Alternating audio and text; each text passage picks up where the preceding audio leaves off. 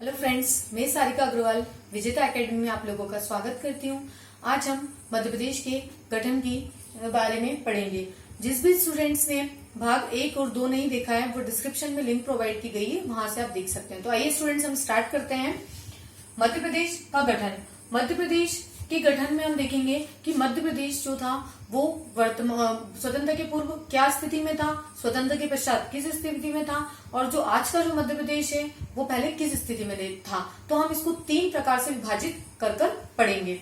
पहला, स्वतंत्रता पूर्व। मध्य प्रदेश की स्थिति स्वतंत्रता पूर्व क्या थी, इसमें कितने क्षेत्र शामिल थे, इनकी राजधानियां कितनी, इनकी कौन सी राजधानी थी।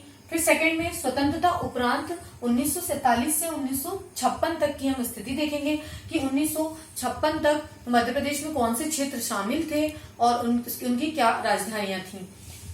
थर्ड, 1 नवंबर 1956 को गठन के उपरांत हम इसकी स्थिति देखेंगे कि 1 नवंबर 1956 के बाद कितने जिले इसमें शामिल थे, और फिर 1956 से 2000 के बीच में।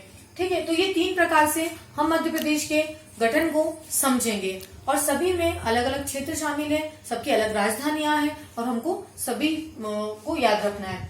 पहले की बात करते हैं हम कि स्वतंत्रता के पूर्व मध्य प्रदेश की स्थिति क्या थी।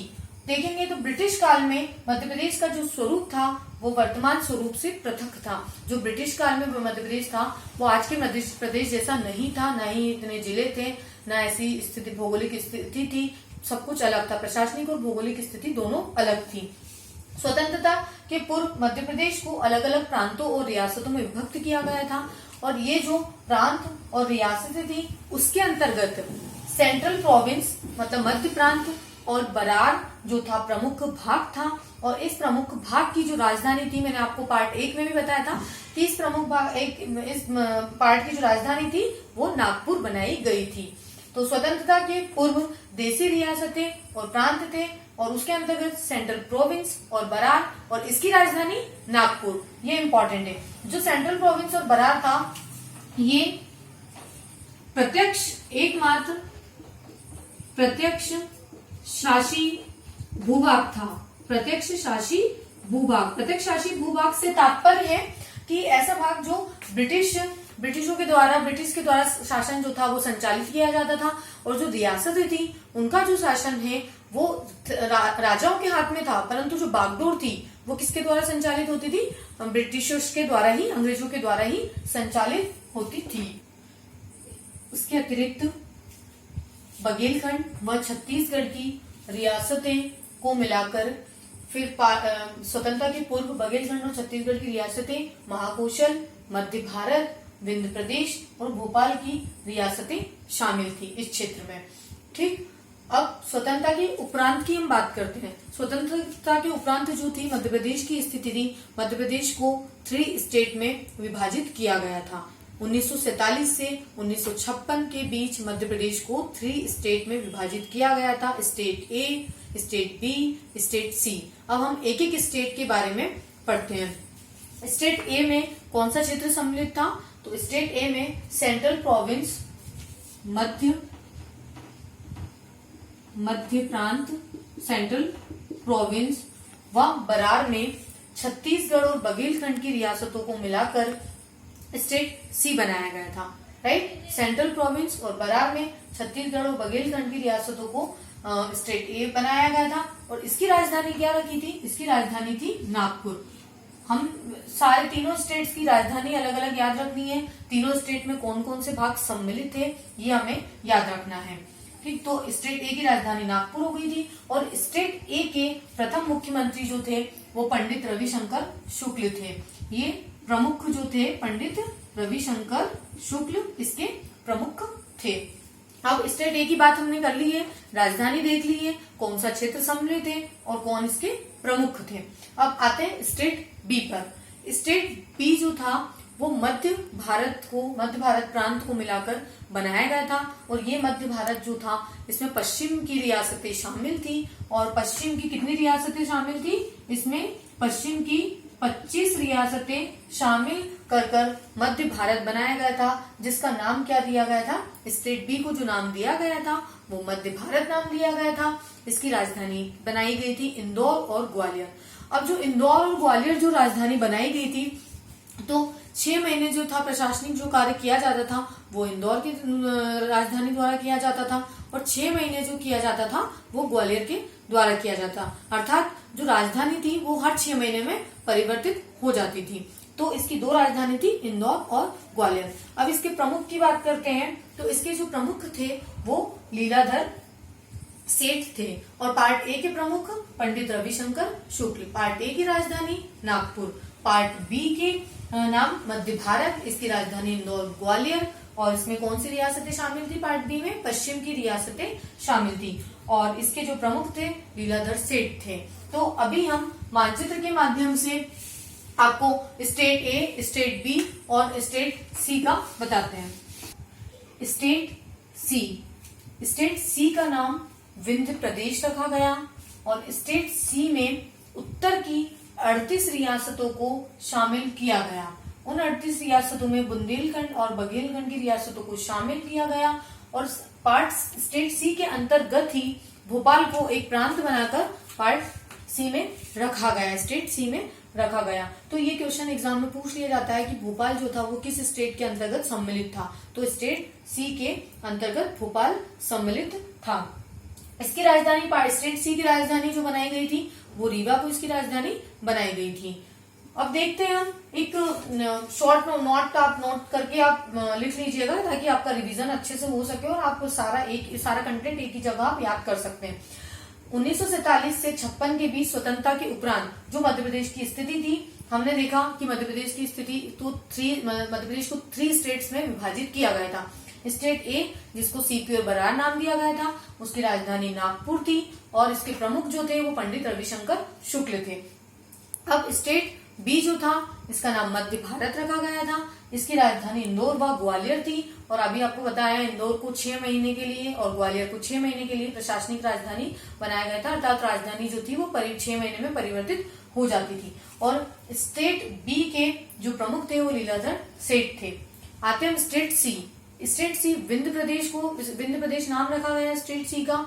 स्टेट सी की राजधानी रीवा बनाई गई, और इसके जो राज प्रमुख तत्कालिक जो राज प्रमुख थे वो महाराजा मार्तंड सिंह देव थे। और मध्य भारत जो था इसमें स्टेट बी में पश्चिम की 25 रियासतें सम्मिलित थी, और स्टेट सी में विंध्य प्रदेश में 38 रियासतें सम्मिलित की गई थी। तो फ्रेंड्स, ये आप लोगों को इजीली आप एक ये बना लेना चार्ट, और इसके माध्यम से आप इजीली रिवाइज कर सकते हैं। अब हम आते हैं मध्य प्रदेश की, हम मध्य प्रदेश इसको मानचित्र के माध्यम से हम समझते हैं। मध्य प्रदेश की स्थिति को 1947 से 1956 की मध्य प्रदेश की स्थिति को हम मानचित्र के माध्यम से समझते हैं कि अगर ये मानचित्र आप बना लोगे आपके नोट्स में तो आपको ज्यादा बेनिफिशियल रहेगा आपको लर्न करने में। तो स्टेट ए हमने देखा था, स्टेट ए को हमने क्या बोला था? सीपी और बराड़, जिसमें बघेलखंड और छत्तीसगढ़ की रियासतें सम्मिलित थी। तो ये स्टेट ए हो गया, और स्टेट ए की राजधानी मैंने आपको क्या बताई थी अभी? नागपुर। क्लियर? स्टेट बी की बात करते हैं। स्टेट बी में मैंने आपको बोला था कि स्टेट बी में पश्चिमी रियासतें को शामिल किया गया था। तो ये मध्य प्रदेश का कौन सा पोर्शन है? पश्चिम वाला पोर्शन है। तो स्टेट बी पश्चिम पोर्शन हो गया ये, और इसकी राजधानी इंदौर और ग्वालियर। अब जो स्टेट बी था उसमें 25 रियासतें पश्चिम की शामिल थी, और ये पश्चिम हो गया। अब स्टेट सी जो मैंने आपको बोला था कि उत्तर की 38 रियासतें शामिल थी, तो ये कौन सा भाग हो गया? मध्य प्रदेश का उत्तरी भाग। और इसकी जो राजधानी थी रीवा थी, और इसको किस नाम से जाना जाता था? विंध्य प्रदेश के नाम से जाना गया था। और इसमें एक स्वतंत्र प्रांत के रूप में भोपाल किस स्टेट में सम्मिलित था? तो भोपाल भी स्टेट सी में सम्मिलित था। तो मैप के माध्यम से मैं आपको ये बताना चाह रही हूँ कि अगर आप वेल लेवल्ड मैप बना लेंगे तो उसमें आप रिवीजन आपको करना बहुत इजी रहेगा। अभी हमने 1947 से 1956 तक मध्य प्रदेश की स्थिति को देखा, परंतु बीच में जब 1947 में जब भारत आजाद होता है तो 2 अधिराज्यों के रूप में विभाजित हो जाता है, भारत और पाकिस्तान। जब इन भारत और पाकिस्तान में जब देशी जो रियासतें हैं उनको विकल्प दिया जाता है कि आप भारत में सम्मिलित हो सकते हैं या पाकिस्तान में सम्मिलित हो सकते हैं। अब ये जो देशी रियासतों का जो प्रशासन है वो सुचारू रूप से संचालित नहीं होता है, तो लोगों में आक्रोश उत्पन्न होता है और जो लोग हैं प्रमुखतः दक्षिणी राज्य जो लोग हैं वो मांग करते हैं कि जो गठन हो, राज्यों का जो गठन हो वो भाषाई आधार पर हो। अब राज्य पुनर्गठन आयोग के लिए जो सर्वप्रथम जो समिति गठित होती है वो मैं आपको अभी यहाँ इतना डिटेल में आगे हम बताऊंगी, पर अभी जो मेन समिति है उसके बारे में हम पढ़ेंगे। तो सर्वप्रथम जो राज्य पुनर्गठन आयोग के लिए जो समिति गठित होती है वो होती है एस.के. धर आयोग गठित होता है। एस.के. धर आयोग जो है अपनी रिपोर्ट सौंपती है, उसमें वो बताती है कि भाषाई आधार पर राज्यों का गठन नहीं हो सकता है, प्रशासनिक आधार पर ही राज्यों का गठन हो। अब ये एस.के. धर आयोग हो गया। अब फिर दूसरी समिति आती है, जेवीपी समिति आती है। जेवीपी समिति भी अपनी रिपोर्ट प्रस्तुत करती है और रिपोर्ट में ये बताती है कि भाषाई आधार पर राज्यों का गठन ना होकर प्रशासनिक आधार पर हो। ये दोनों ही समितियां वो हो जाती है। उसके बाद थर्ड जो इम्पोर्टेंट जो गठित होता है राज्य पुनर्गठन आयोग 1953 में फजल अली आयोग जो गठित होता है वो किसकी अध्यक्षता में, डॉक्टर फजल अली की अध्यक्षता में गठित होता है। और ये 3 सदस्यीय एक आयोग होता है और इस 3 सदस्यीय आयोग में जो अध्यक्ष होते हैं हमारे वो डॉक्टर फजल अली होते हैं और जो 2 सदस्य होते हैं उसमें हृदयनाथ कुंजरू और के.एम. पणिक्कर 2 सदस्य होते हैं। इस प्रकार ये आयोग कितना सदस्यीय हो गया है, 3 सदस्यीय। डॉक्टर फजल अली, हृदयनाथ कुंजरू और के.एम. पणिक्कर 3 सदस्यीय आयोग। राज्य पुनर्गठन आयोग 1953। अब इसका गठन 22 दिसंबर 1953 को राज्य पुनर्गठन आयोग फजल अली आयोग का गठन हुआ था। अब इसने जो अपनी रिपोर्ट सौंपी थी उसमें फिर जब दोनों ही इस आयोग ने अपनी जब रिपोर्ट प्रस्तुत की थी और उसमें बताया था कि भाषाई आधार पर ना होकर प्रशासनिक पर हो, तो जनता में फिर आक्रोश भड़क गया। फिर आखिरकार भारत सरकार को ये निर्णय लेना ही पड़ा कि अब जो गठन होगा वो भाषाई आधार पर ही होगा, क्योंकि हुआ ये था जो दक्षिणी राज्य है आंध्र प्रदेश, जो तेलुगु क्षेत्र भाषाई राज्य है, वहां जनता आक्रोश हो गई थी और उसमें से एक जो कांग्रेस कार्यकर्ता थे श्री रामुलु पोटी,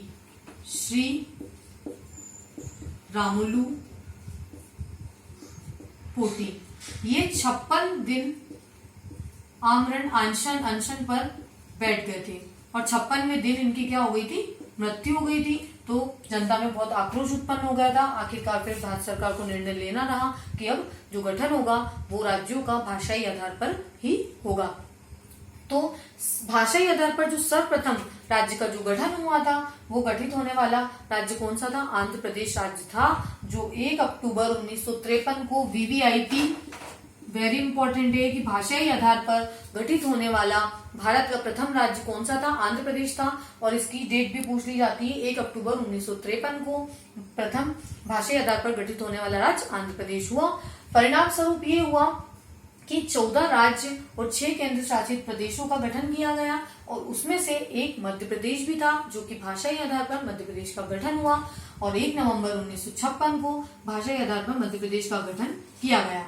इस प्रकार मध्य प्रदेश का गठन हो जाता है और फजल अली आयोग जो राज्य पुनर्गठन आयोग है, इसे राज्य पुनर्गठन आयोग बोला जाता है, फजल अली आयोग। तो ये तीनों, ये पूरा बहुत वेरी वेरी इंपॉर्टेंट पोर्शन है, इसको आपको याद रखना है, एज इट इज फैक्ट याद रखने हैं। अब हम देखते हैं,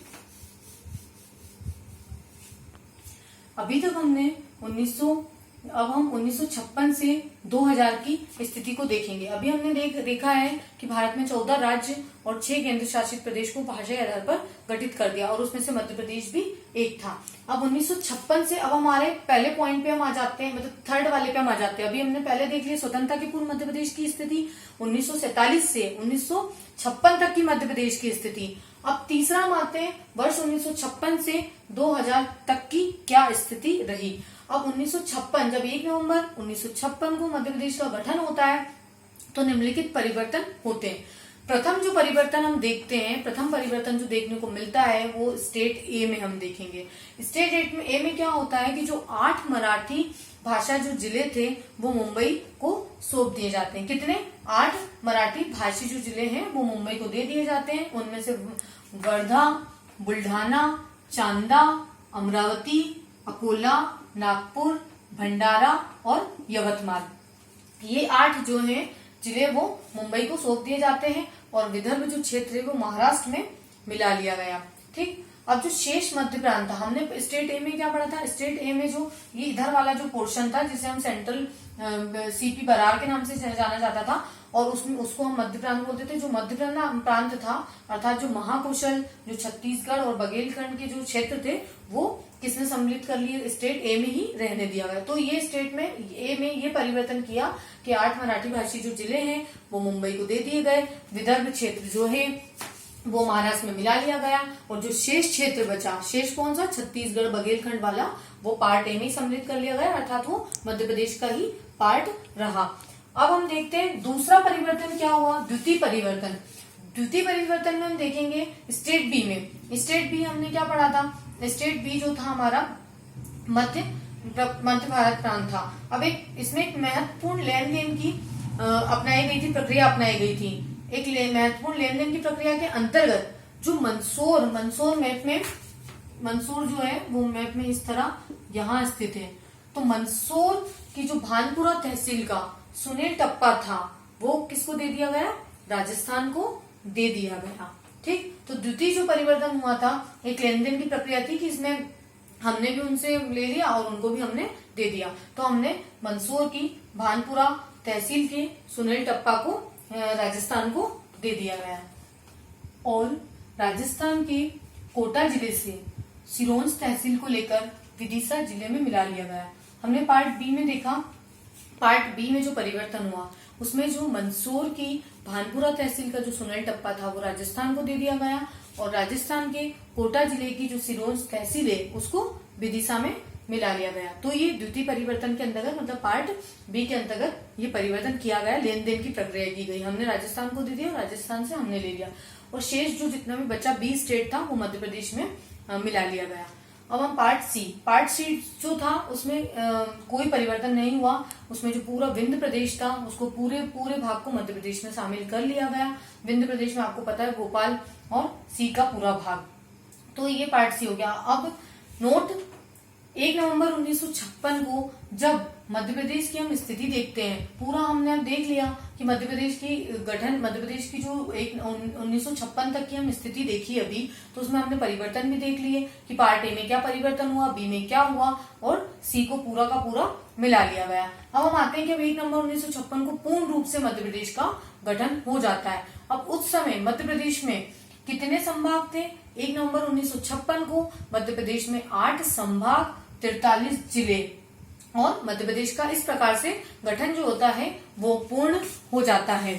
और प्रथम मुख्यमंत्री जो है मध्य प्रदेश के बनाए जाते हैं 1 नवंबर 1956 को पंडित रविशंकर शुक्ल को और जो प्रथम राज्यपाल जो हमारे बनते हैं वो पटाभी सीतारमैया को बनाया जाता है। तो इस प्रकार हमने आज के वीडियो में देखा है कि मध्य प्रदेश का गठन किस प्रकार से होता है। मध्य प्रदेश के गठन में हमने देखा कि स्वतंत्रता के पूर्व की स्थिति में क्या था, फिर स्वतंत्रता के पश्चात अर्थात 1947 से 56 तक की स्थिति में Madhya Pradesh state A, B, सी में विभाजित था। फिर हमने देखा कि 1956 से 2000 तक की स्थिति में क्या परिवर्तन हुए, तो वो आज हमने पूरा देख लिया है कि मध्य प्रदेश का किस प्रकार से गठन हुआ और भाषा आधार पर गठन हुआ था। और 1 नवंबर 1956 को जब मध्य प्रदेश का पूर्णतः गठन हो गया तब कितने जिले थे, कितने संभाग थे, प्रथम मुख्यमंत्री कौन थे, प्रथम राज्यपाल कौन थे। इस तरह पूरा मध्य प्रदेश के गठन था। इसमें सभी फैक्ट जो थे बहुत इंपॉर्टेंट थे और आपको ये एज इट इज इसी तरह से याद रखना है, एग्जाम के पॉइंट ऑफ व्यू से बहुत इंपॉर्टेंट है। और अगर आप सेल्फ नोट्स बना रहे हैं तो बहुत अच्छी बात है कि आप अपना सेल्फ नोट्स खुद प्रिपेयर करें। अगर नहीं प्रिपेयर कर रहे हैं तो इसका स्क्रीनशॉट लेके आप पढ़ सकते हैं। तो फ्रेंड्स, अगर आज आपको मेरा वीडियो पसंद आया तो मेरे वीडियो को लाइक करें, सब्सक्राइब करें और सब्सक्राइब की साइड में बेल आइकन को दबाना ना भूलें, क्योंकि अगर बेल आइकन को अगर आपने प्रेस नहीं किया है तो मेरे द्वारा जो आने वाले वीडियोस हैं उनका नोटिफिकेशन आपको नहीं मिलेगा। तो thank you so much friends.